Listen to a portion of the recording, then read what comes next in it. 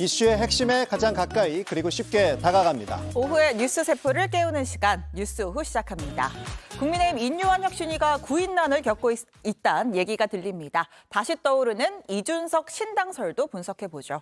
고위험 성범죄자들을 지정된 시설에 거주하도록 하는 한국형 제시가법이 내일 입법 예고됩니다. 잘 시행될 수 있을지 따져보겠습니다. 그럼 먼저 오늘도 쇼츠트랙부터 달리겠습니다.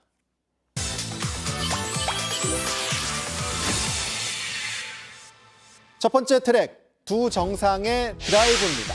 사우디 국빈 방문 마지막 날, 빈살만 왕세자가 윤석열 대통령의 숙소를 깜짝 방문했습니다. 예정에 없던 단독 환담을 나눈 뒤에 직접 벤츠 차량의 운전대를 잡고 윤 대통령을 태워서 다음 일정으로 이동했습니다. 자, 왕세자는 다음번엔 사우디에서 생산하는 현대 전기차를 탈 수 있길 바란다라는 말도 덧붙였다고 하죠. 이후 포럼 연설에 나선 윤 대통령은 아랍의 속담을 인용해 화답했습니다. 여행을 떠나기 전에 함께 같이 갈 친구를 선택하라 하는 말이 있습니다.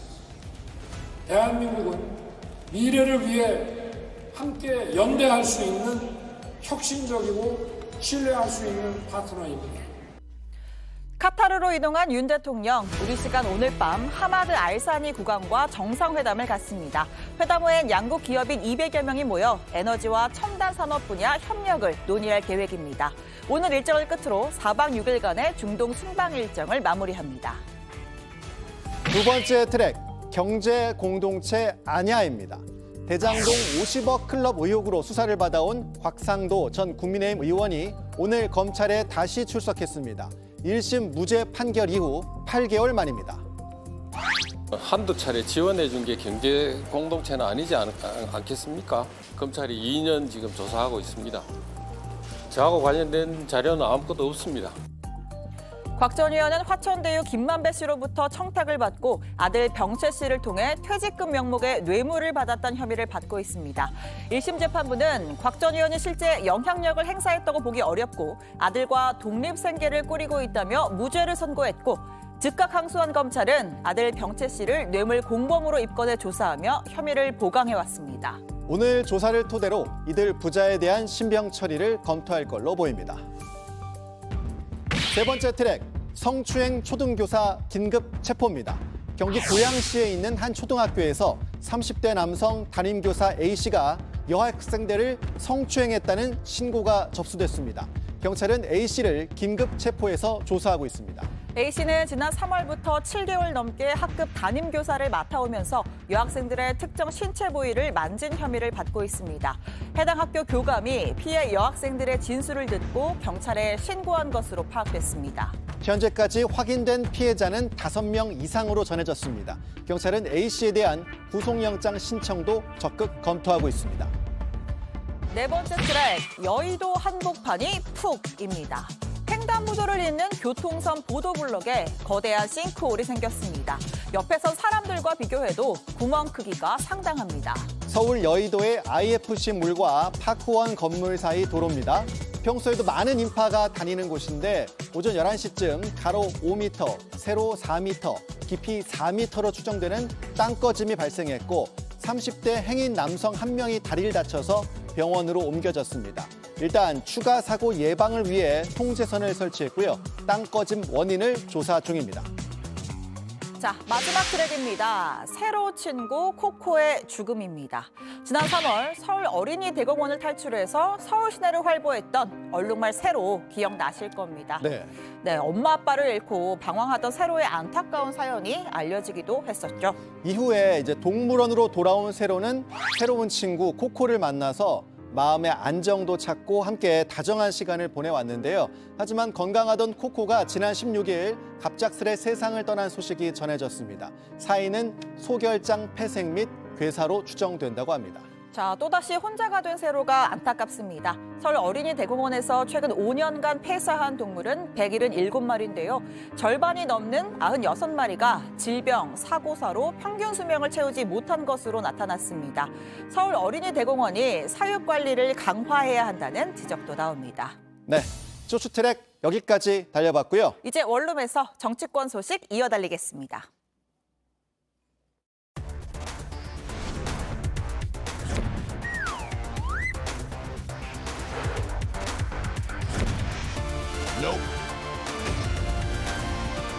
저는 뭐 김기현 대표 시간 버는 어떤 허수아비 혁신위원을 할 생각은 전혀 없습니다. 얼굴 자체가 좀 다르잖아요. 변화를 상징합니다. 변화시킬 겁니다. 당하고도 당 대표는 물론이고 기회가 주어지면 대통령하고도 거침없는 얘기할 거니까.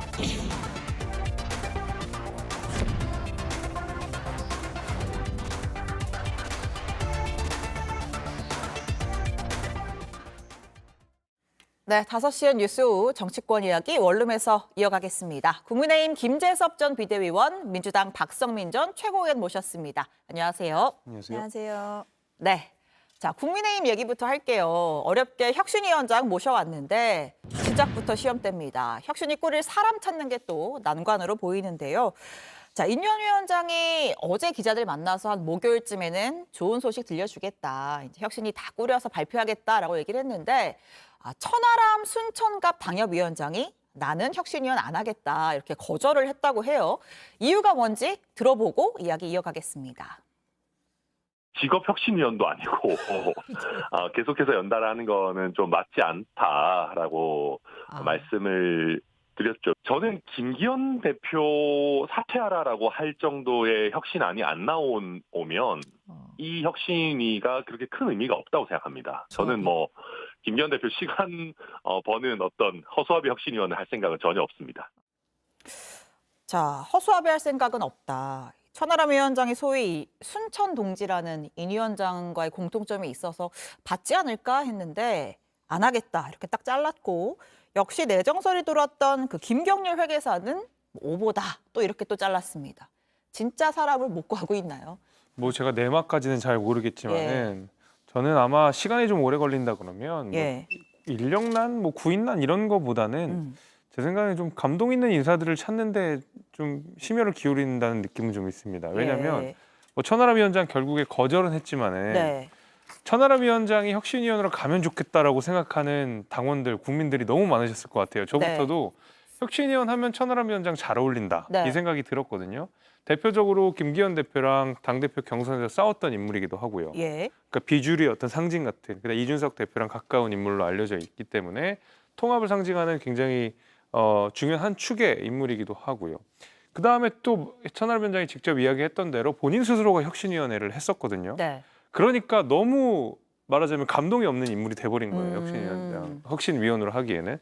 그래서 뭐 천하람 위원장은 오히려 거절을 했기 때문에 본인에게도 혁신위에게도 저는 양쪽으로 다 거절한 게 더 낫다고 보지만 그렇기 때문에 저는 천하람보다 훨씬 더 예상 밖의 인물들, 정말로 감동을 줄 수 있는 인물들을 혁신위원회가 좀 모시려고 하는 것 같고 그 가운데서 많은 고민들이 있고 시간이 좀 걸리는 걸로 보입니다. 지금 뭐 거론되는 인사들이 있잖아요. 지금 이제 면면이 좀 나오고 있는데 뭐 저런 하마평 인사들은 좀 감동이 있는 인사가 있다고 보십니까? 그러니까 원내 인사들이 주로 보니까 원내라기보다는 당내 인사들이 좀 많이 계시는 것 같아요. 보게 되면은 뭐 윤주경 의원, 전주혜 의원, 김혜령 뭐 대변인 다 이제 당내에서 활동하셨던 분들이고 뭐 박은식 의사나 아니면 김경률 회계사 같은 경우에는 물론 뭐 저희 당 내에서 활동한 것은 아니었지만 민주당에 꾸준하게 비판적인 목소리를 내왔다는 면에서 저는 오히려 또 너무 예상 밖의 인물은 아니다라는 생각이 들어서 뭐 젊고 더 참신하고 그런 인물들이 저는 더 있을 거라고 봅니다. 알겠습니다. 자, 어쨌든 인유한 위원장이 아내와 아이 빼고 다 바꾸겠다. 대대적인 좀 인적 쇄신을 예고했는데 당 안팎에서 좀 회의적인 시각도 있는 것 같습니다. 들어보겠습니다. 제가 여기에 온 것은 제 얼굴 자체가 좀 다르잖아요. 변화를 상징합니다. 변화시킬 겁니다. 아내와 아이 빼고는 다 바꿔야 된다라는 그런 말씀하셨잖아요. 아내와 아이의 문제가 있으면 어떡하냐. 문제가 거기 있다면 바꿀 수 없는 그렇다면은 뭔가 하여튼 거기에도 변화가 있어야 되지 않겠느냐. 정권의 혁신 대상 제1호는 윤석열, 제2호는 김건희 아닙니까? 인영환이 윤석열, 김건희를 혁신시킬 수 있겠습니까? 자, 아내와 아이 빼고가 아니라 아내와 아이까지 바꿔야 된다. 이제 결국은 어떤 대통령과 당과의 관계, 그런 윤 대통령, 김기현 대표 다 바꿔야 된다. 이런 거 할 수 있겠느냐 이런 이야기 같아요. 그러니까 변화에 성역을 두면 안 된다라는 지적이 있는 것으로 보입니다.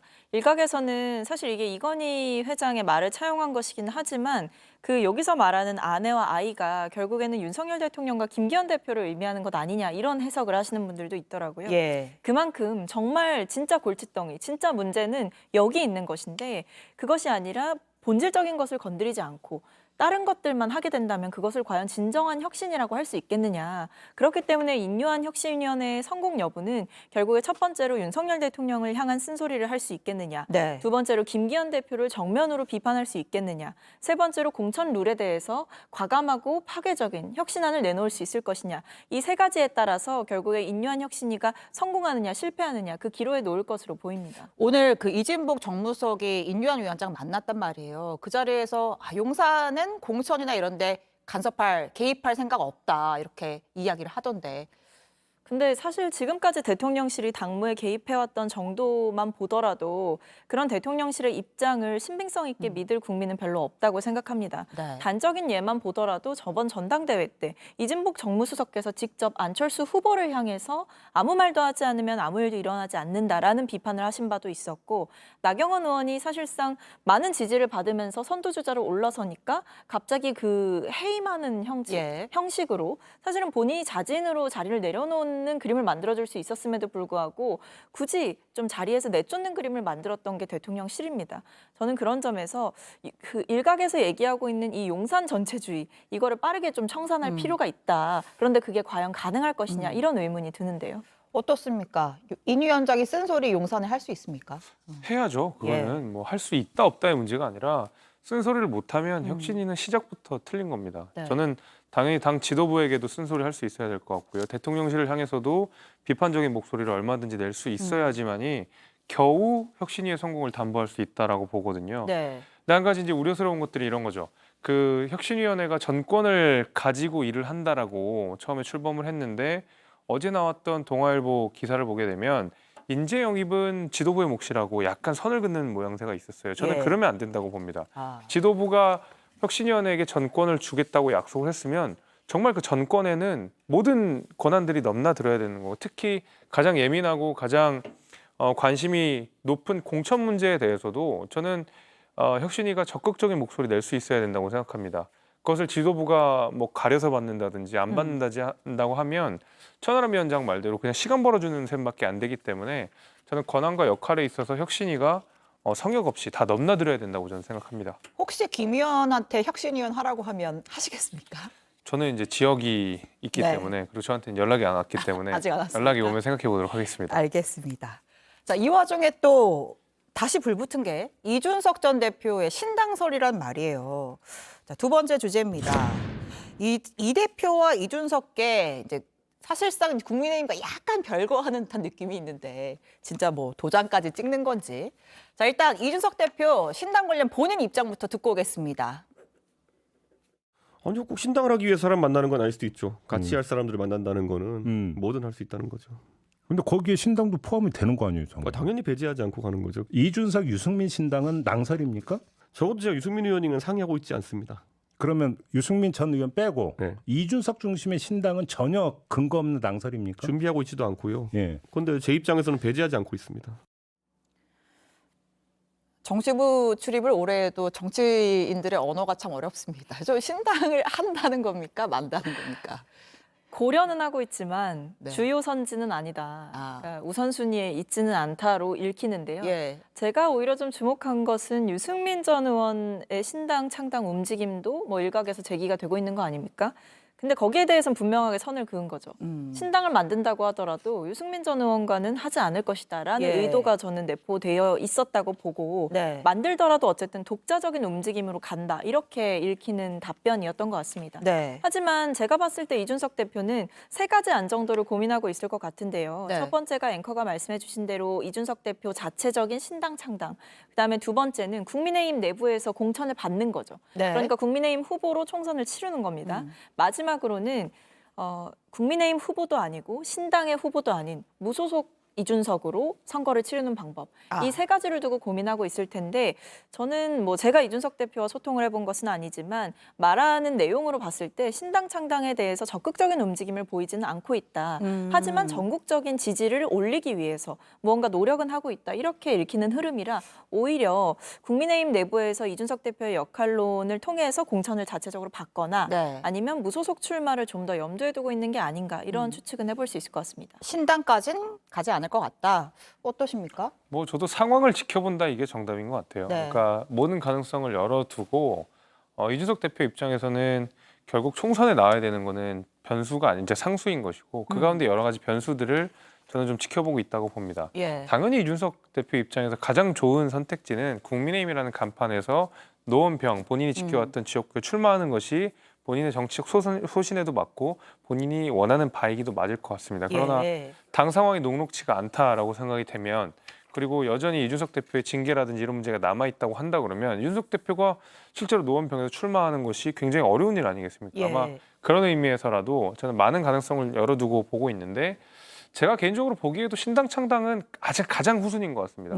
오히려 무소속 출마를 하더라도 신당 창당은 가장 후순위인 것 같고 실제로 뭐 오늘 탈당 선언을 했던 신인규 변호사라든지 네. 아니면은 유승민 전 의원과도 전혀 소통하지 않는 상태에서 본인의 어떤 정치적인 메시지를 계속 내는 상황이기 때문에 저는 신당 창당은 거의 가능성이 낮아 보입니다. 그러게요. 이제 당을 만들려면 결국 사람이 있어야 하는 것이기 그렇죠. 때문에 자, 뭐 선택지 중에 국민의힘 소속으로 이제 출마하는 거, 공천 받는 거 이런 선지도 있는데 자, 김종인 전 비대위원장 같은 경우에는 이제 이준석 대표는 국민의힘한테는 미련을 버려야 된다. 오늘 이런 이야기를 했어요. 이제 미련 버리고 국민의힘과 단절하라라는 조언을 했는데 들어보고 이어가겠습니다. 이준석 대표를 처음서부터 못마땅하게 생각을 해서 대통령이. 이준석 대표를 갖다가 선대에서 좀 제외를 하고 싶어 했는데 그때 내가 그랬어요. 뭐 다중에 당신 대통령이 되려면은 이준석이를 제외해가지고는 안 된단 말이야. 그리고 심지어 나보고 왜 이준석이를 감싸고 도냐고까지 이렇게 얘기를 했는데. 그러니까 결국은 대통령이 이 대표를 좋아하지 않기 때문에 국민의힘에서는 안 된다. 정말 그 정도입니까? 어떻게 이 전 대표에게 조언을 하시겠습니까? 예. 그럼에도 불구하고 저는 이준석 대표가 노원을 오랜 시간 지켜왔고 그래서 세 네. 번의 출마를 했었고 본인의 고향이기도 하기 때문에 그리고 본인이 전직 당대표였고 이런 것들을 생각해 보면 국민의힘의 간판을 달고 노원병에 출마하는 것이 가장 좋은 모습인 것은 사실인 것 같습니다. 예. 다만 김종인 위원장이 이준석 대표를 굉장히 아끼고 지금 당내의 역학관계라든지 아니면 당 지지율 같은 것들을 봤을 때 사실상 노원병이라는 지역에서 당선 가능성이 워낙 떨어지고 있는 상황이다 보니까 오히려 뭐 무소속이라든지 제3신당을 통해서 정말로 당선 가능성이 있는 방법들을 좀 선택하면 좋겠다라고 뭐 나름의 조언을 하신 것 같지만 뭐 정치는 결국 명분 아니겠습니까? 그러니까 이준석 대표의 가장 큰 명분은 본인이 지켜왔던 자리에 국민의힘이라는 간판을 달고 나가는 것이 가장 좋은 모습이 아닐까 그건 제 개인적인 생각입니다. 알겠습니다. 혹시 당은 다르지만 뭐 조언해 주실 거 있습니까? 본인이 알아서 잘 하고 계신 것 같아요. 예. 네.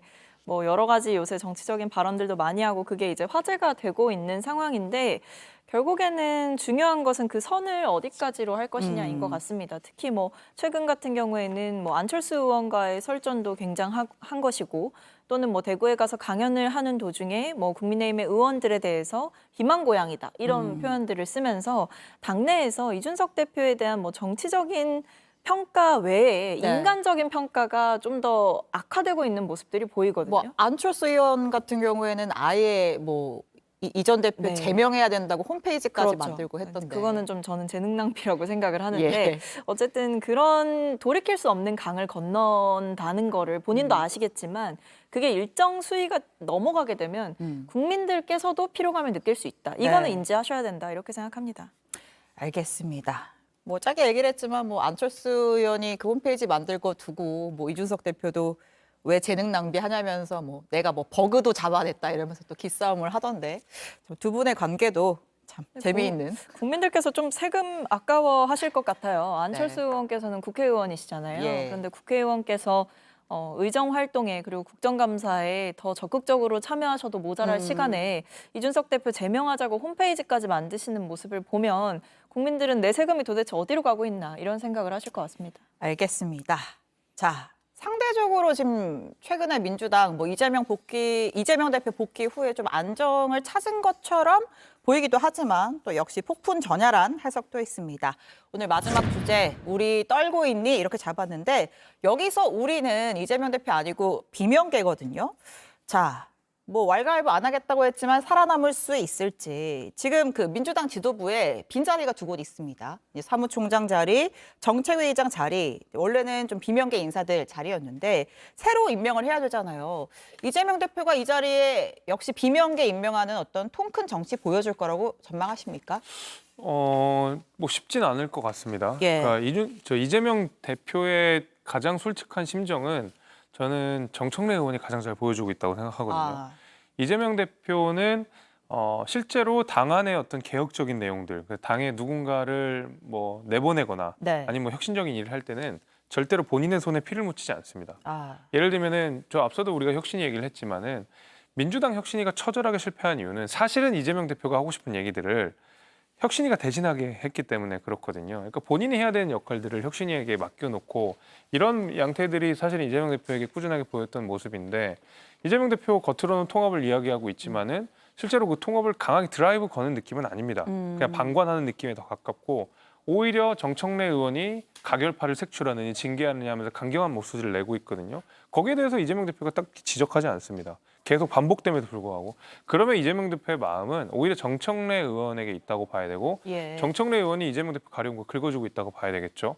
저는 그런 의미에서 가결파들을 지금 당장 제거를 하거나 제명을 하거나 징계를 하거나 하지 않겠지만은 장기적으로 불이익을 줄 것 같고 불이익을 주기 위해서는 좋은 요직에 앉히지 않겠죠. 저는 그렇게 예상합니다. 어떠십니까? 일단 이제 이른바 친명계 원외 인사들이 비명계 의원의 지역구에 가서 자리를 잡고 여러 정치 활동을 시작하는 움직임은 사실 최근에 많이 포착이 되고 있습니다. 하지만 저는 공천 룰이 있는 것이고 공천 시점이 되면 당에서도 여러 가지 조사도 하고 경선도 거치게 됩니다. 그 과정 중에 후보가 뽑히는 것이지 한 당의 공천, 그것도 제1야당의 공천이 개인의 사감에 의해서 사사롭게 이루어질 수 없는 체계라는 거를 먼저 말씀을 드리고 싶고요. 결국에는 친명계든 비명계든 지역구민과 당원들의 더 많은 선택을 받는 사람, 그리고 그 지역에서 경쟁력이 더 있는 사람에게 이기는 공천을 하는 것은 당의 당연한 수순이기 때문에 저는 무리하게 특정한 의원들을 찍어서 컷오프를 시키게 된다. 이거는 사실은 현실적으로 불가능한 시나리오가 아닐까 이렇게 보고 있어서 일각에서 우려하는 것처럼 자객 공천을 할 것이다. 또는 일부를 일부러 컷오프를 시킬 것이다. 또는 공천에서 큰 불이익을 줄 것이다. 이것들은 결국에 체계 안에서 이루어져야 하는 일이기 때문에 이미 규정과 룰이 다 확정된 상황에서 개인의 사사로운 감정에 의해서 당의 공천이 휘둘리기는 어려운 상황이다. 이렇게 봅니다. 그럼 지도부 구성은요? 그 이전에 일단 먼저 해야 될 거. 일단 지금 최고위원 인선에 대해서 대표께서는 마음이 선 것 같다 이런 이야기가 나오는데 최고위원들과 함께 좀 의견을 맞춰가는 과정인 것 같습니다. 근데 저는 비명계 인사도 충분히 등용할 수 있다라고 생각을 하고 꼭 집어서 비명계 인사라는 상징적인 인물보다도 상대적으로 개파색이 옅은 인물을 등용하려는 오히려 좀 인물의 상징성이나 지역성 이런 것들을 더 고려해서 하지 않을까 싶습니다. 알겠습니다. 제가 아까 좀 잘못 말씀을 드렸는데 지금 빈자리는 이제 지명직 최고위원과 정책위의장이죠. 사무총장은 이제 반려를 했기 때문에 그 부분을 좀 정정을 하고 넘어가겠습니다. 전혀 좀 다른 이야기인데 마지막으로 짧게 좀 워낙 사회적으로 큰 이슈가 된 그 연예인 마약 사건 관련해서 민주당에서 이른바 음모설이라고 불리는 논란이 될 만한 좀 그런 브리핑을 해서 좀 논란이 되기도 했어요. 이경상근 부대변인이 최근에 불거진 연예인 마약 뉴스가 이제 용산의 김승희 전 비서관 자녀 학폭 의혹을 덮기 위한 어떤 음모 아니냐 이런 이야기를 페이스북에 올렸고 이에 대해서 국민의힘에서는 아무 증거도 없이 대중을 선동한다 이렇게 반박을 했습니다. 두 분 이 사안에 대해서 좀 하실 말씀 있으신가요? 저는 글쎄요, 이경 대변인이 평상시에 어떤 생각을 가지고 정치를 바라보시는지는 잘 모르겠지만 지나친 상상력이라고 생각합니다. 전혀 인과관계가 없는 내용이고 글쎄요, 뭐 이 정도의 상상력이 발휘됐던 게 저는 오히려 놀라울 정도로. 네. 네, 저는 뭐 전혀 터무니없는 이야기라고 생각합니다. 알겠습니다. 저는 뭐 이게 브리핑까지는 아닌 것 아, 같고 예. 이제 본인의 개인 SNS 계정에다가 본인의 생각을 주관적인 평가를 쓰신 것으로 보여지는데요. 그래도 공당에서 당직을 맡고 있는 분의 발언이기 때문에 본인의 발언이 주목을 받을 수 있는 상황이라는 것을 인지하셨으면 좋겠고 의전비 서관과 관련된 논란은 저 역시도 아직까지 파헤쳐야 될 게 많이 있다고 생각합니다. 근데 그것은 그것대로 가야 되는 것이지 연예인의 마약 스캔들을 끌고 와서 뭔가 논점이 흐려지게 된다면 오히려 그것은 악효과가 될 것이다. 그런 점에서 분리해서 보는 게 좋지 않나 싶습니다. 알겠습니다. 저 오늘 두 분과 뭐 여야를 아울러서 넘나들면서 이야기를 나눠봤는데요. 오늘 두 분 말씀은 여기까지 듣도록 하겠습니다. 고맙습니다.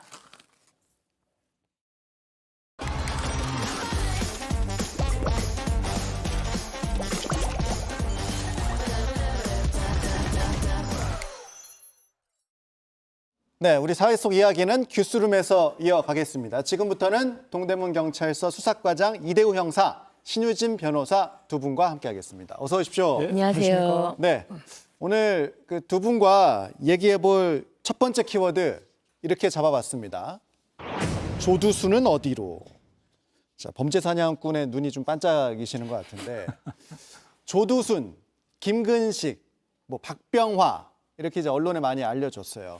흉악 성범죄자들이 출소를 할 때마다 논란이 계속됩니다. 그러니까 여기서 살면 안 된다는 거잖아요. 떠나라. 주민들이 거세게 반발을 하는 거고 뭐 그 입장 당연히 이해되는 측면이 분명히 있죠. 이해되고. 그런데 이제는 이런 논란이 더 이상 반복되지 않을 것인가. 법무부가 한국형 제시카법을 추진하기로 했습니다. 내일 입법 예고를 하는데 과연 어떤 법인 건지 간단하게 먼저 영상으로 준비했거든요. 잠시 보고 오겠습니다. 이 선고받은 내역들을 분석해보면 그냥 보면 입이 쩍 벌어지는 나쁜 놈들입니다. 이런 사람들 사회에 젊어서 나오면 안 된다고 생각합니다. 불안하다! 이동민을 떠나라! 이 동네에서 죽어라! 안전하게 살고 싶다. 성범죄자 떠나거라!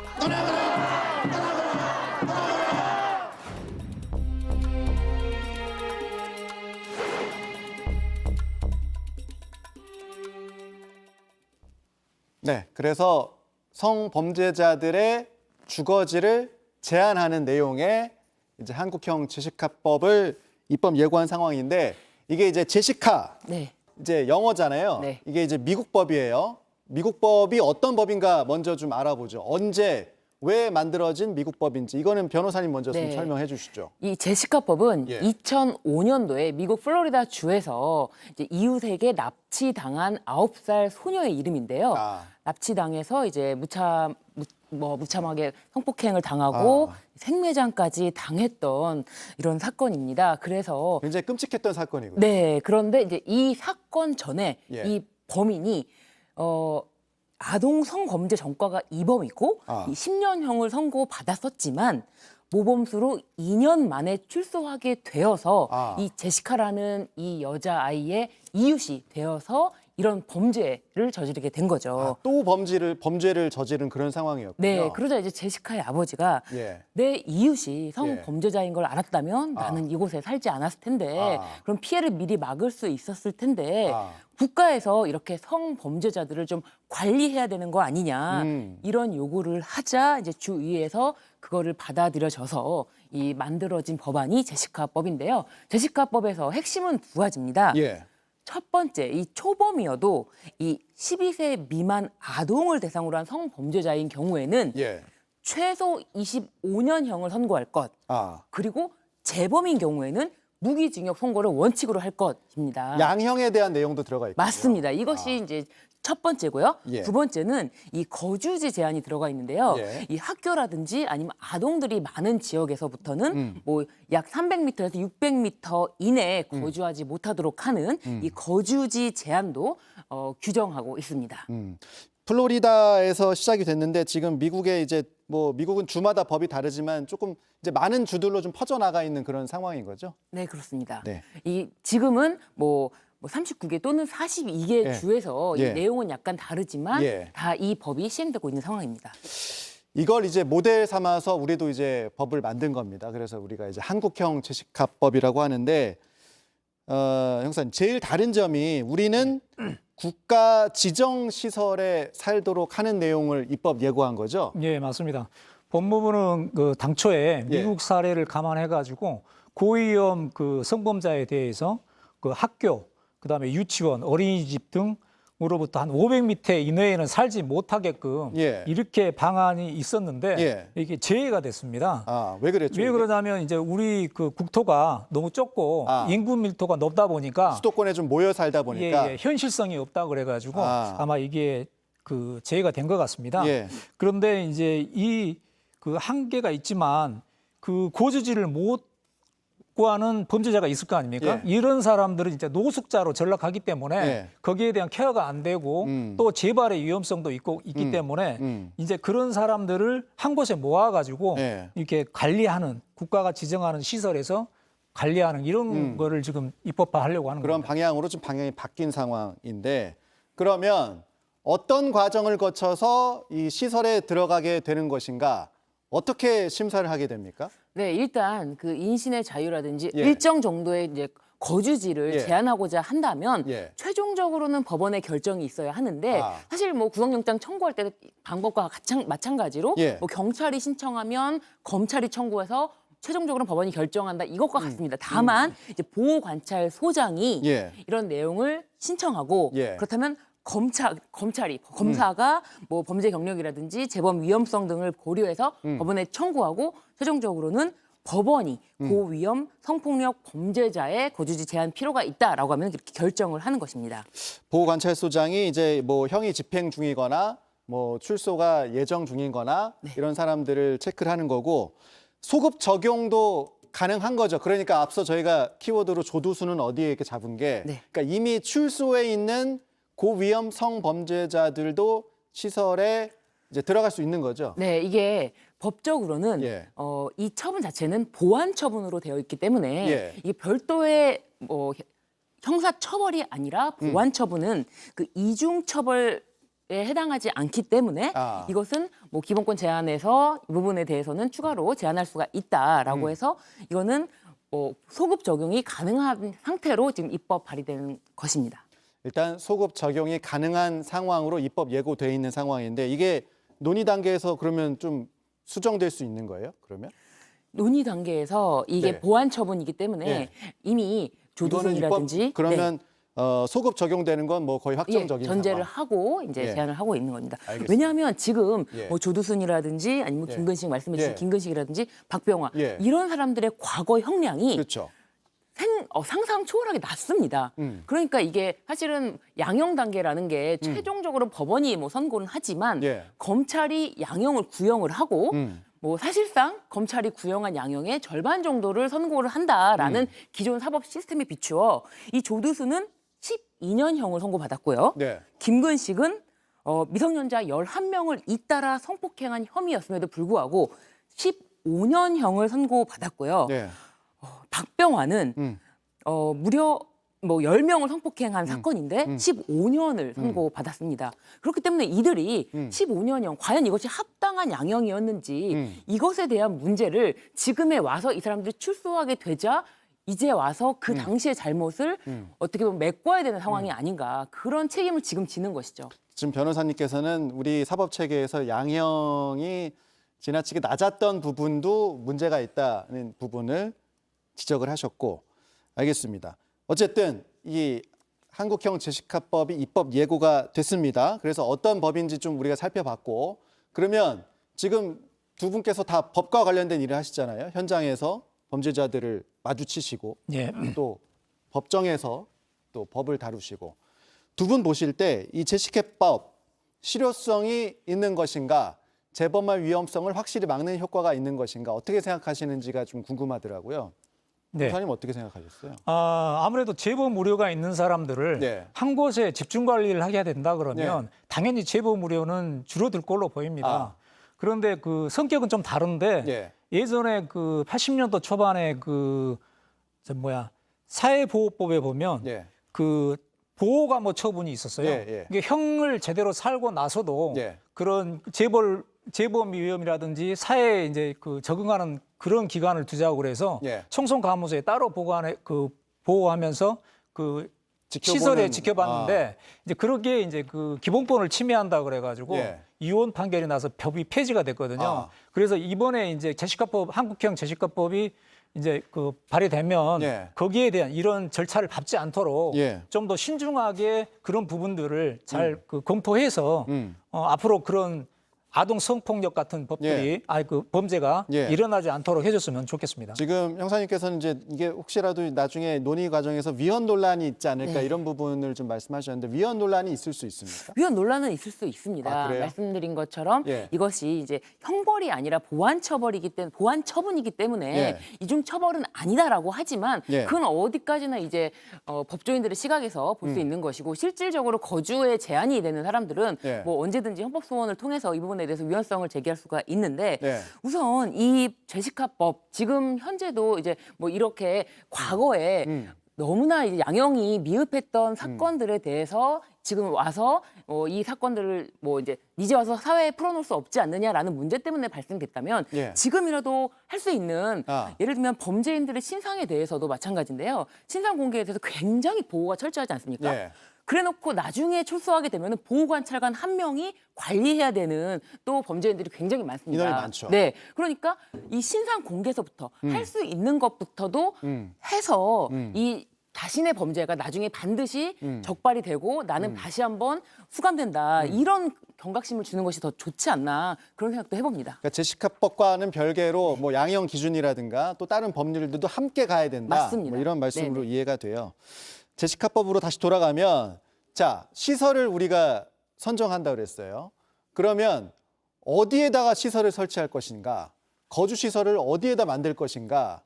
이것도 굉장한 문제잖아요. 뭐 한두 명이 아니고 여러 명이 만약에 모여 있다 그러면 주변 주민들이 가만히 있겠나 싶은데 이거 반발 심하지 않겠습니까? 네, 맞습니다. 그렇기 때문에 지금 단계에서 어디에 설치하겠다고 하면은 오히려 이게 이런 대책이라든지 이 논의에 집중이 안 되고 반대만 나오기 때문에 그런 방법에 대해서는 이제 앞으로 뭐 주민 협조를 거쳐서 논의를 하겠다라고 했고 현 상황에서는 기존 시설 등을 이용하는 방안을 지금 검토하고 있다고 합니다. 그러면 우리 경찰의 입장에서는 그런 시설이 생기면 그 시설에 경찰 경력들이 좀 많이 가서 배치가 돼서 순찰도 돌고 해야 됩니까? 어떻게 됩니까? 아무래도 지금 뭐 조두순 같은 경우도 경찰이 그런 순찰 경우에는 돌잖아요. 조두순이 현재 살고 있는 그 집을 거점으로 해서 거점 순찰이라고 해서 항상 순찰을 돌면서 거기를 거쳐가서 순찰하는 그런 방법을 지금 택하고 있습니다. 그리고 지금 이렇게 이제 어떤 시설에 한 곳에 모아둔다 그러더라도 아까 변호사님이 잠깐 이야기하셨지만 보호관찰소 한 명이 관리해야 하는 그 재소자가 뭐 지난해 102명이랍니다. 근데 그 OECD 국가에서는 평균 그 한 명당 27.3명이라는 거예요. 4배가 많은 수치니까 거기에 대한 인력 충원도 돼야 될 것이고 거기에 대한 또 그 뭐랄까 그 경찰의 지원? 지원이라든지 이런 뭐 뒷받침이 될 수 있는 것들이 잘 받쳐져야 될 것 같습니다. 돼야 된다. 그러니까 두 분 말씀을 종합하면 그러니까 계속 하시는 말씀이 그거네요. 그러니까 제시카법은 제시카법대로 뭐 입법 예고해서 가겠지만 이거 하나로 되는 게 아니고 다른 부분들이 모두 다 같이 움직여야 된다. 네, 맞습니다. 알겠습니다. 그리고 제시카법에서 뭐 거주 시설 제한 그것보다도 제일 처음으로 중요한 거는 그 양형을 제발 그 합리적으로 국민들이 받아들일 수 있는 양형을 해야지 이 범죄인이 나중에 출소했을 때 그 정도 양형했고 그 정도 살았는데도 재범의 위험성이 있다면 다시 한번 뭐 거주 제한이 가능하지 않을까 이런 논의가 더 있지 않을까. 그래서 첫째는 양형이다. 그런 점을 좀 강조하고 싶습니다. 알겠습니다. 입법 예고가 이제 확정이 아니고 이제 국회도 논의 단계를 거쳐야 되는 거니까 어떤 식으로 논의가 계속 좀 진행이 되는지 지켜보도록 하겠습니다. 두 번째 키워드로 넘어갈게요. 두 번째 키워드, 내 휴대폰이 중국으로 이렇게 잡아봤습니다. 뭐 잃어버렸거나 혹은 이제 도난당했거나 하면 휴대전화가 어디로 갔을까? 오늘 경찰의 수사 결과 발표를 보면 중국이나 필리핀으로 갔을 가능성이 상당히 높겠더라고요. 무슨 얘기냐? 영상을 좀 하나 보여드리면 지난 7월 서울의 한 지하철 승강장의 모습인데요. 보시면 한 남성이 막 두리번거리면서 나타나더니 뭔가 이제 목표물을 찾고 목표물에 다가갑니다. 저 빨간색 부분인데 술에 취해서 쓰러져 있는 사람에게 다가가는 거예요. 그리고는 이제 휴대전화를 훔치는 그런 모습입니다. 오늘 경찰이요, 수도권 일대에서 상습적으로 휴대폰을 훔쳐온 절도범, 그리고 이걸 사서 다시 판 작물업자들까지 해서 일당 13명을 검거했다고 발표한 그런 사건입니다. 자, 이 형사님, 먼저 네. 뭐 훔치는 것부터 시작이 되는 거잖아요. 네, 그렇습니다. 어떤 식으로 범행을 좀 했습니까? 지금 수법을 보니까요. 예. 대부분 이제 술 취한 사람들을 상대로 한 것 같습니다. 네. 그 또 지하철 승객으로 탔던 사람들이 보통 술에 취하면 예. 자는 경향이 있거든요. 그렇죠. 이제 그런 사람들을 상대로 하는 거고 예. 또 뭐 정류장이라든지 승강장에 이제 차를 타지 못하고 잠들었던 사람들 예. 이런 사람들을 상대로 하고 있고요. 예. 또 강남 유흥가라든지 홍대 주변에 이렇게 유흥가가 밀집한 곳에 예. 이런 곳에서 이제 술을 드시고 집으로 귀가하기에 나왔다가 잠들어 버린 경우들이 있거든요. 예. 이제 그런 사람들의 상대로 그 휴대폰을 그 절취해가지고 예. 보따리상을 통해서 뭐 필리핀이라든지 중국으로 밀반입시켜서 수출했다는 그런 일당들인데 그 일당 13명을 검거해가지고 8명을 구속했다는 그런 사건입니다. 네. 그러니까 일단 훔쳤어요. 훔치면 이제 작물업자한테 넘겨서 작물업자는 또 보따리상을 거쳐서 중국이나 필리핀으로 갔다는 거예요. 네. 이 조직 일당을 검거하는데 한 80일 정도 걸렸다고 네. 그래요. 그러니까 미행 추적을 뭐 계속했다는 거죠. 네, 그렇습니다. 일단 절도범이 뭐부터 시작이 되는데 이 절도범이 뭐 어떻게 절도해서 모아놓은 그 휴대폰이 많지 않습니까? 이런 부분을 작물범도 한 명이 있는 것이 아니고 작물업자가 다 한 번에 수거를 합니다. 수거를 해서 그다음에 작물 알선 체계에 넘겨주는데요. 이 알선 체계에 넘겨주면은 이 알선이 다시 이제 뭐 예를 들면 배를 타고 직접 이제 이 휴대전화를 싣고 가서 뭐 필리핀이라든지 중국으로 싣고 가는 자에게 또 넘겨주는 과정이 있는데 이런 것이 굉장히 조직적으로 이루어지고 사실 이게 굉장히 많은 양의 휴대전화를 모아서 한 번에 가는 거기 때문에 이 금액도 굉장히 큽니다. 지금 뭐 1억 원을 주고 다시 9천만 원을 보내주고 이체를 하고 이런 과정에서 이 엄청난 양의 이 소요되는 휴대전화를 모은 사람들도 관련된 사람들이 많기 때문에 지금 말씀하신 것처럼 무려 13명을 지금 화면이 이제 경찰이 공개한 조직도인데 저 한 10분 들여다봤는데 이해 잘 안 되더라고요. 그러니까 너무 복잡해가지고 그러니까 형사님 보시기에 저 정도면 80일 정도 수사할 만한 겁니까? 피해자가 일단 51명이나 되기 때문에 굉장히 80일간 동안 그 공을 많이 들였던 것 같습니다. 물론 사건 사안에 따라 좀 다르긴 하지만 뭐 수개월에서 뭐 심지어는 1년이 넘는 사건도 있습니다. 뭐 제가 강력팀장일 때도 그 해외로 그 밀수출하는 휴대폰 절도범들 잡은 적이 있습니다. 그 당시에는 이제 휴대폰 대리점을 털어가지고 거기에서 나온 그 공기계를 국내에서는 도난 신고가 돼 있기 때문에 개통이 안 되잖아요. 그래서 그걸 개통할 수 있는 중국이나 필리핀 이쪽으로 이제 수출하는 그런 경향이 있거든요. 이것도 이제 그런 경향 때문에 국내에서 유통을 하지 못하고 해외로 유출시켰던 것 같습니다. 근데 마지막으로 이거 여쭤볼게요. 그러니까 이게 지금 휴대폰 안에 개인 정보라든지 뭐 이런 게 다 들어가 있잖아요. 그렇습니다. 그러니까 이렇게 휴대전화를 훔치면 이것이 또 다른 범죄에 혹시 쓰이진 않을까? 저는 보면서 그런 걱정이 되던데. 아무래도 어떻습니까? 이제 휴대폰 안에 개인 정보가 다 들어있지 않습니까? 그렇기 때문에 그 개인 정보가 유출된과 동시에 뭐 지금 한참 그 많이 발생하고 있는 보이스피싱에 이용될 수도 있는 거고요. 또 그런 정보를 또 다른 업자에게 그 개인 정보를 넘겨서 팔 수도 있는 거고 여러 가지 그 범죄에 이용될 수가 있습니다. 그렇기 때문에 휴대폰을 뭐 잃어버리지 않거나 그 잃어버리거나 도난당하지 않도록 관리를 철저히 하시는 게 중요할 것 같습니다. 아이폰 같은 경우 잠금 화면을 풀려고 뭐 AS 센터인 척해서 잠금을 풀었다 그러더라고요. 그러니까 굉장히 지금 이제 수사가 장기간 이어져서 지금 일당이 검거가 됐는데 휴대전화 꼭 조심하셔야 되겠어요. 방송 보시는 분들도. 두 분 말씀 여기까지 듣겠습니다. 고맙습니다. 감사합니다.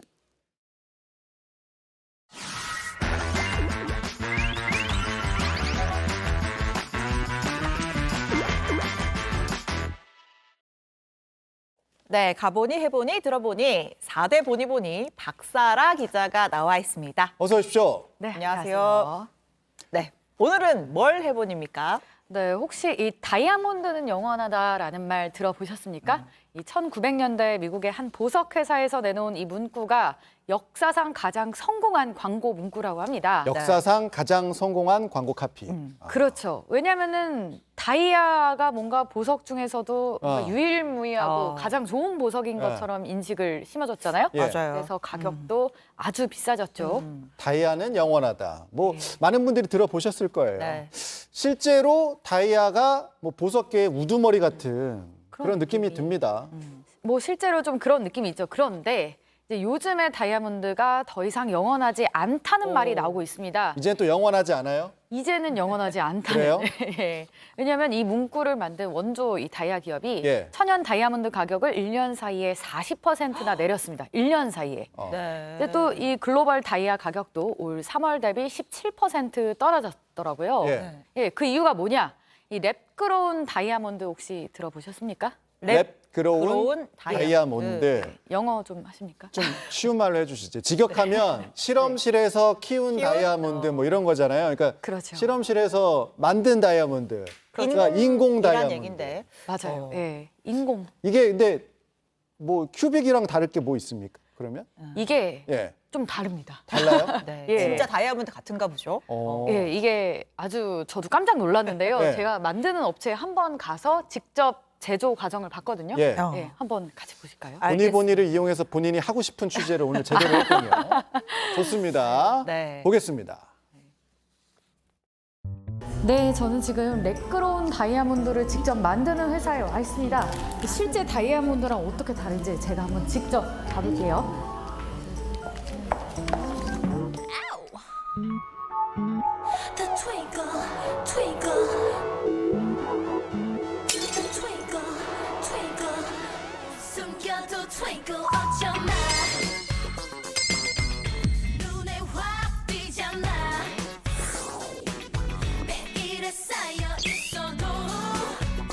와, 진짜 예쁘다. 둘 중에 하나는 천연이고 둘 중에 하나는 지금 저희가 생산한 랩그로운 다이아몬드인데요. 어떤 다이아몬드가 천연 다이아몬드고 어떤 게 랩그로운 다이아몬드라고 보세요? 저는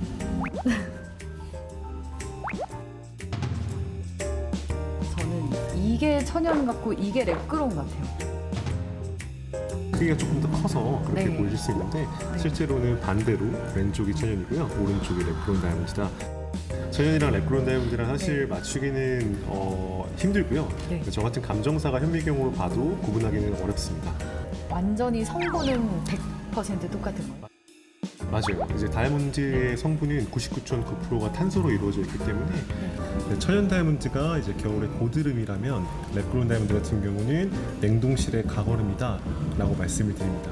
고드름 뭔가 자연적으로 맺히는 네, 맞습니다. 거고 네. 가거름 우리가 만드는 거. 그렇죠.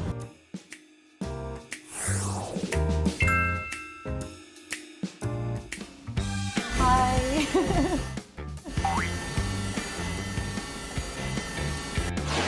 되게 신기해. 다이아몬드를 키울 때 쓰는 다이아몬드 시드예요. 판을 가지고 메탄가스를 주입해서 이 위에 다이아몬드를 증착시키게 되는 거고요. 저 얇은 다이아몬드가 조금 자라나게 되면 이렇게 러프 다이아몬드 큐브가 생기게 되는 거거든요. 러프 다이아몬드를 가지고 어떻게 다이아몬드를 연마할 건지에 대한 계획을 잡는 과정입니다. 반짝이는 게 지금 레이저 소스가 나오고 있는 거고요. 짧게는 뭐 3-4시간, 길게는 5-6시간까지도 걸리고 다이아몬드 같은 경우는 이제 경도가 10인 광물이기 때문에 디스크판에도 다이아몬드 파우더가 코팅이 있어요. 동그란 다이아몬드를 연마할 때만 쓰는 장비인데요. 표면에 눈에 잘 안 보이는 요철들을 저 흰색 롤러가 다 쳐내는 거죠. 연마가 끝나게 되면은 여기서 한 번 더 스캐닝을 하게 됩니다. 그 면들의 대칭성을 다 맞는지, 그리고 표면 상태는 괜찮은지, 다이아몬드 연마 비율은 완벽한지에 대해서 한 번 더 확인을 하는 거거든요. 다이아몬드가 완벽하게 세팅이 되고 나면은 펄이 거기에 이제 1년 각인 번호를 레이저로 각인을 해놔요. 천연과 랩그로운 다이아몬드를 구분도 하고 언제 누구에게 유통이 되었는지 확인할 수가 있습니다.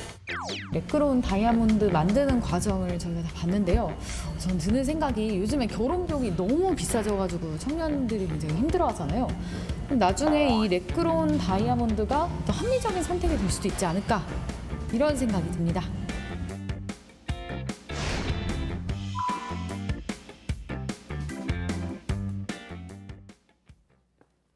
일반인들은 절대 구분 못 하겠어요. 예. 일반인뿐만 아니라 뭐 전문가들도 특수한 방법이 아니면 구별을 못 합니다. 왜냐하면 천연 다이아랑 인공 다이아랑 분자 구조가 아예 똑같기 때문에. 그러니까 예. 분자 구조까지 똑같은데 가격은 천연 다이아의 5분의 1 가격이 인공 다이아. 시장에서 난리가 날만한 것 같아요. 그렇죠. 예, 저도 약간 좀 혹했거든요. 그래서 좀 소비량도 점점 늘어나고 있습니다. 예.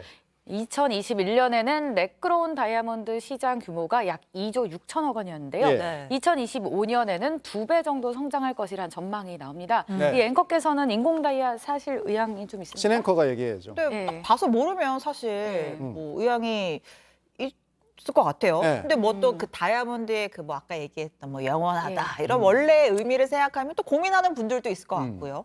그렇죠. 네, 예, 네. 약간 바로 그런 심리를 이용을 해서 다이아 기업들도 이제 대책을 마련을 하고 있습니다. 예. 이제 아예 천연 다이아 소비자랑 이제 렉그로운 다이아 소비자를 구분해 버리는 거예요. 그래서 이제 고급형 시장, 고급형 시장 이렇게 나눠지는 추세라고 합니다. 근데 뭐 분자 구조까지 똑같은데 그렇게 나눈다고 나뉘어질까 하는 생각도 저는 조금 들곤 하고요. 네. 그런데 저 이런 거 봤어요. 인공 다이아몬드가 친환경이다 예. 이런 얘기가 있던데 이건 무슨 얘기예요? 이게 사실 이제 환경적으로도 뭐 도움이 된다 이런 주장이 있긴 아, 그래요? 한데요. 이제 예. 예를 들면은 천연 다이아를 뭐 1캐럿 채굴하는데 물 500리터 정도 들어가거든요. 예. 그리고 또 땅도 이제 많이 파야 되잖아요. 예. 그리고 이제 광산 노동자들이 이제 3세계에서 일하는 노동자들이 이제 뭐 굉장히 아주 낮은 수준의 저임금을 받고 착취된다는 지적이 계속 있어 왔습니다. 그래서 이제 차라리 실험실에서 만든 게 이제 더 낫지 않냐는 게 있는데 아직은 또 시장 초기니까 또 어떻게 될지는 좀 가봐야겠죠. 지켜봐야 되겠네요. 근데 네. 뭐 그런 환경이나 노동적인 측면에서 보면은 또 관심이 갈 만도 한 것 같고, 네. 우리 박본이 말한 대로 시장 초기니까 좀 지켜봐야겠다 이런 생각이 들면서도 굉장히 흥미로운 주제였다. 네, 이렇게 정리를 하겠습니다. 네. 오늘 보니보니는 여기까지 듣겠습니다. 잘 봤습니다. 감사합니다.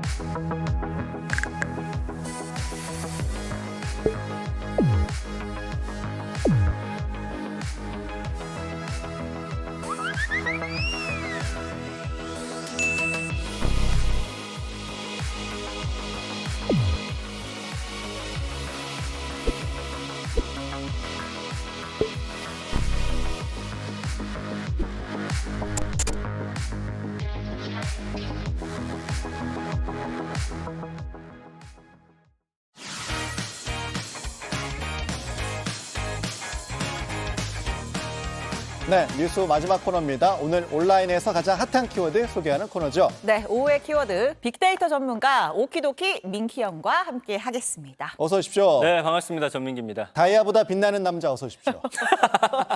사실인가요? 예. 조명 덕분에 감사합니다. 그렇습니다. 첫 번째 키워드 가죠. 자, 오늘 첫 번째 키워드는 광장시장입니다. 연관어 보이시죠? 네. 육회, 맛집, 막걸리, 젊은이, 포장 등등 단어가 보이죠. 가고 싶습니다. 네. 세계 불문 핫한 광장시장. 뭐 어떤 일로 키워드에 올라왔나요? 자, 광장시장 입소문이 지금 전 세계에 났나 봅니다. 그 정도예요? 예, 요즘 월드스타들이 예. 여기를 찾아가지고 아주 화제예요. 네. 그 내한한 스타들이 광장시장 간 사진이 공개가 되면서 예. 온라인이 아주 떠들썩합니다. 그래요? 네, 좀 하나하나 화면 좀 볼까요? 보죠. 예, 예. 네. 자, 이분. 샘 스미스. 유명하죠. 네. 전 세계적인 가수. 이 별명이 생겼어요. 마음을 기쁘게 하는 빼어난 목소리를 지녔다라는 뜻에서 한국 팬들로부터 심희수라는 애칭으로 불리는 탑가수죠. 네. 그 2018년에 첫 내한 공연 때 광장시장에서 산낙지 맛본 뒤에 예. 5년이 지나서 지난달 두 번째로 내한 공연을 했는데 예. 네. 끝나자마자 예. 광장시장으로 달려갔습니다. 그래요? 이번에는 오. 이제 줄 서서 칼국수를 먹었다고 하고요. 아, 저 칼국수 집이군요. 네. 막 사진도 사진도 찍고. 찍었네요. 자, 그다음에 이제 조 셀다나, 조 셀다나. 아바타 그리고 이제 가디언즈 오브 갤럭시의 맞아요. 아, 예, 그렇죠. 여주인공이죠. 2022년에 광장시장 방문해서 먹은 거를 하나하나 찍어서 꼭 먹어봐야 한다면서 스토리에 올려가지고 화제가 됐었어요. 그랬군요. 막걸리 사진, 산낙지 사진 보이죠. 예. 네, 그다음에 이제 브리 라슨. 이 사람은 이제 어벤져스의 이 캡틴 마블. 아시죠? 네. 주역입니다. 되게 잘하네요. 네. 예. 영화 많이 보시네요. 예. 2019년에 내한 당시에 광장시장을 방문했는데 이때 화제가 된 거는 이제 이 노포의 어머님께서 막 입에 꼬마 넣어주네요. 김밥을 딱 넣어주는데 그 아주 맛있게 먹는 모습이 당시에도 큰 화제가 됐었습니다. 네. 저 탑스타들이 외국에서 저렇게 입에 넣어주는 거 언제 경험을 해봤겠어요? 그러니까요. 광장시장에서 경험을 해본 건데 맞습니다. 맛있죠. 네. 예. 사실 뭐 저런 노포집 이 외국인들이 어떻게 알고 찾아갔나 싶잖아요. 예. 아까 샘 스미스 방문한 칼국수 집이 어디냐면 넷플릭스의 다큐멘터리에 소개가 됐습니다. 네. 길거리의 셰프들이라고 유명한 노포집이고 이게 이제 한국 편에서 소개가 된 건데 이 다큐멘터리 보고서 해외 스타들이 먼저 그 가게를 지금 가보고 싶어서 찾는 경우가 굉장히 많았다고 합니다. 누가 가라 그래서 간 게 아니라 진짜 가보고 싶어서 가본 거네요. 네, 이거 보고 나서. 네. 그 예전에 이제 해외 스타들이 이제 내한 오면은 대부분의 이제 한국에 대한 정보가 많이 없잖아요. 그렇죠. 그러니까 국내 공연 기획사들이 관광 코스를 짜줬다고요. 그렇죠. 이런데 맛집이라고 데려가고. 가이드를 해줬겠죠. 네, 그 추천을 받아서 움직였는데 이제는 가수가 본인이 나 저기 가보고 싶다. 영상을 보고서 찾아가는 겁니다. 공연만 보고 가기에 대한민국에는 뭐 볼거리, 먹거리가 너무 많죠. 맞습니다. 네. 예전에 제가 그 이정재 배우가 찍은 한국 관광 광고 예. 한번 소개해드렸었어요. 예, 기억나시죠? 성대모사. 네. 성대모사로. 감당할 수 있겠니? 예. 기억이 사실 잘 안 나요. 예. 그 광고 총 조회수가 5억이었어요. 예. 유튜브 OTT 통해서 외국인들도 지금 숨은 한국의 관광 명소들을 많이 알게 됐고 뭐 K-팝, K-한류 난리잖아요. 네. 거기 나온 곳들을 나도 가보고 싶다라고 메모해뒀다가 내한 공연을 왔을 때 지금 찾아가는 분들이 많아진 겁니다. 네. 그리고 유명 스타들만 가는 게 아니고요. 워낙 관광객이 많아서 그 종로구 외국인 식음료 소비가 폭증했다고 하더라고요. 이거 재밌더라고요. 예. 그래서 이 성장세가 엄청난데 예. 제가 이제 그래프 하나 보여드릴게요. 네. 네. 자, 종로구 식음료업 소비 추이인데 예. 이제 내국인이 2022년에는 418억이고 이제 외국인이 30억이었는데 내국인은 비슷합니다. 2023년 9월에도. 근데 외국인 보세요. 30억에서 75억 원으로 뭐 2배 이상 2.5배 늘었네요. 급증했죠. 네. 근데 이렇게 광장시장이 인기를 끄는 어떤 요인이 있을까요? 네. 아무래도 일단 먹거리가 서울 도심에 이만큼 사실 모여 있는 곳이 많지가 않잖아요. 네. 뭐 교통편도 너무 좋고 물론 이분들이 뭐 지하철 타고 가는 건 아닙니다만 그리고 시장이다 보니까 구경거리, 먹거리가 정말 많죠. 그래서 뭐 녹두 빈대떡부터 해서 수수부꾸미, 꼬마김밥, 육회, 칼국수, 만두 값싸게 먹을 수 있는 음식 너무 많잖아요. 네. 우리도 외국 가면 시장이나 이렇게 음식, 그렇죠. 먹거리 모여 있는 곳 많이 가잖아요. 그래서 작년에는 그 유명 관광지 소개 사이트에 서울에서 가야 할 가장 중요한 곳으로 주목받다 보니 외국인들에게도 널리 알려지고 있는 것 같습니다. 알겠습니다. 출출해지면서 다음 키워드로 갈게요. 야, 다음 키워드도 약간 연결되나요? 두 번째 키워드 백종원 씨입니다. 네, 금산 인삼축제, 심폐소생술 뭐 이런 단어들이 보이고 있습니다. 이분도 뭐 K푸드 열풍 이끌고 있는 분인데 네. 어떤 일로 이렇게 그 백종원 대표가 지역 축제 이거 지역 상인 살리는데 요즘에 좀 힘을 쏟고 있잖아요. 그렇죠. 이번에는 금산 세계 인삼 축제 살리겠다고 나섰거든요. 예. 그런데 상인들로부터 오히려 지금 백종원 탓이다 이런 원성이 들려오고 있다는 백종원이 거예요. 문제다? 네. 그래서 어떤 상황인지 제가 준비를 해봤습니다. 예. 같이 한번 들어보시죠. 이상은 약간 되게 살짝밖에 안 나. 이런 거 좀 진짜 싸다. 그러니까 퀄리티 없어. 이런 데는 진짜 원래 뿌려 치는데 너무 예쁜 밖에 와서 보살게 지금 장모님 저 푸드 주가 때문에 상인들 마음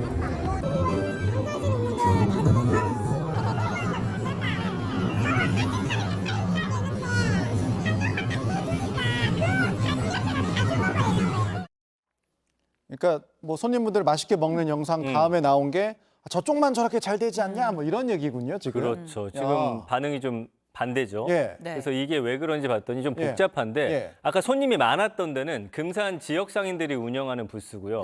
손님이 없던 데는 외지 상인들이 운영하는 그런 부스입니다.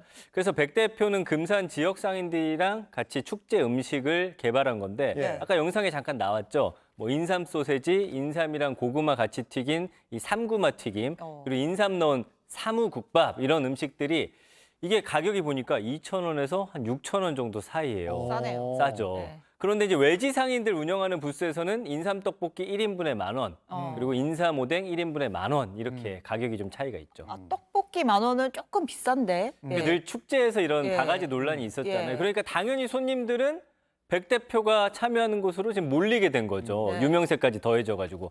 그러다 보니까 외지 상인들이 이 백종원 씨 때문에 망했다 이런 소리를 하고 있는 겁니다. 근데 이거는 백종원 씨 때문이 아니라 그냥 좀 비싸니까 안 먹은 거 아닙니까?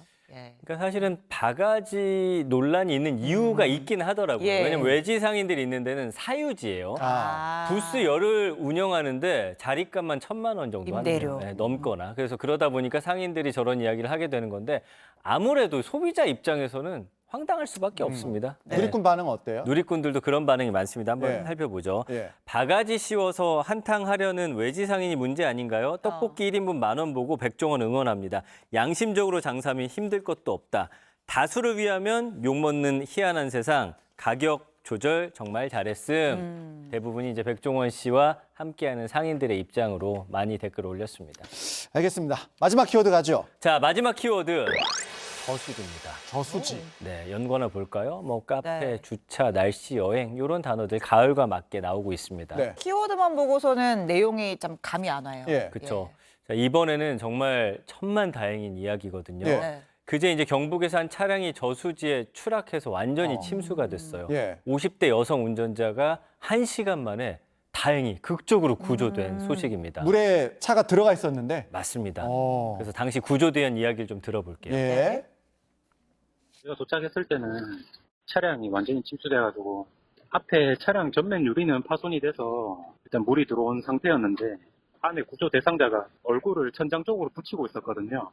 물 안에서는 의식이 있는지 없는지 저희는 확인이 불가능했고요. 수면 위로 올라왔을 때는 구조 대상자가 살았다라는 듯이 이제 소리를 치셨거든요.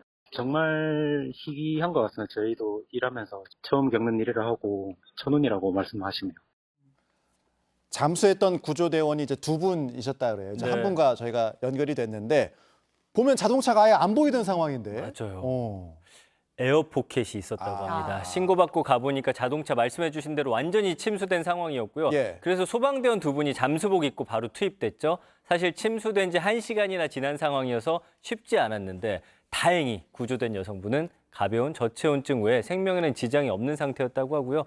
소방대원 분들도 이런 경우 못 봤대요. 진짜 천운이었고 딱 이 정도 공간이 있었는데 예, 그 정도에서 숨을 쉬고 계셨다고 합니다. 이게 물에 빠진 게 운전 미숙 때문이라고 하는데 우리 또 민키 형이 또 팁하면 또 민키 형 아닙니까? 네. 그쵸. 저수지에서 차량 빠졌을 때 혹시 요령 차량 팁 침수 있습니까? 시 요령. 네. 사실은 타이어가 3분의 2 정도 잠기기 전에는 여기서 빨리 벗어나는 게 제일 좋고요. 예. 문이 안 열릴 때는 비상망치나 좌석 목받침 같은 걸로 유리창을 깨고 탈출하면 됩니다. 목받침 빠지잖아요. 네. 그걸로 때리시면 돼요. 네. 그리고 유리창을 깰 수 없을 때는 차의 내부 수위가 30cm 이하일 때 문이 열리면 탈출해야 되는데 어쨌든 좀 빠르게 이 상황을 미리 인지하고 계시면 이런 상황이 닥쳤을 때 대처하실 수 있을 겁니다. 알겠습니다. 알겠습니다. 오늘도 얘기 잘 들었습니다. 고맙습니다. 감사합니다. 네, 뉴스오가 오늘 준비한 소식은 여기까지입니다. 네, 오늘도 편안한 저녁 보내시고요. 내일 더 좋은 뉴스로 인사드리겠습니다. 고맙습니다.